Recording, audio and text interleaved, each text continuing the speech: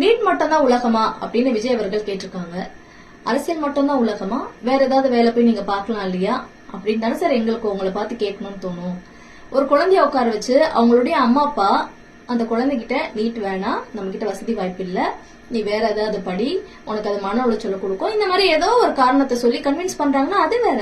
நீங்க படிக்கிற பசங்க எல்லாரையும் கூப்பிட்டு உட்கார வச்சு பரிசு தர பாராட்டுன்னு சொல்லிட்டு அவங்க மத்தியில மேடையில நீட் மட்டும்தான் உலகமா, நீங்க யாரும் டாக்டர் படிக்காதீங்க, டாக்டர் ஆகாதீங்க அப்படின்னு பிரச்சாரம் பண்றதுன்றது எவ்வளவு தவறான விஷயமா பார்க்கப்படுது. அப்போ நீங்க நீட் ஆதரவாளரா அப்படின்ற ஒரு கேள்வி எழுது.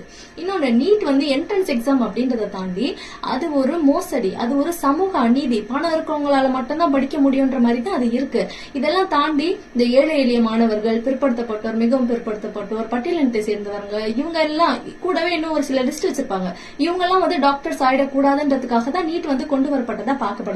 அப்படி இருக்கும் பொழுது இந்த கேள்வியை நீங்க மாணவர்கள் மத்தியில கேட்டது எவ்வளவு தவறான ஒரு விஷயமா இருக்கு.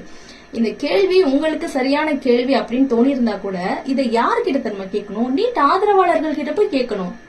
ஏன்னா நீட் மட்டும் தான் உலகமா, அதை தூக்கி போடுங்க சார், அப்புறம் பாருங்க பசங்க எப்படி படிப்பாங்க அப்படின்னு தானே சார் நீங்க பேசணும். ஆனா நீங்க மாணவர்கள்ட்ட பேசியிருக்கும் பொழுது எங்களுக்கு ஒரு விஷயம் கன்ஃபார்ம், முன்னாடியே தெரியும், இருந்தாலும் இப்போ டபுள் கன்ஃபார்ம், நீங்க ஒரு நீட் ஆதரவாளர் அப்படின்றது தெரியுது.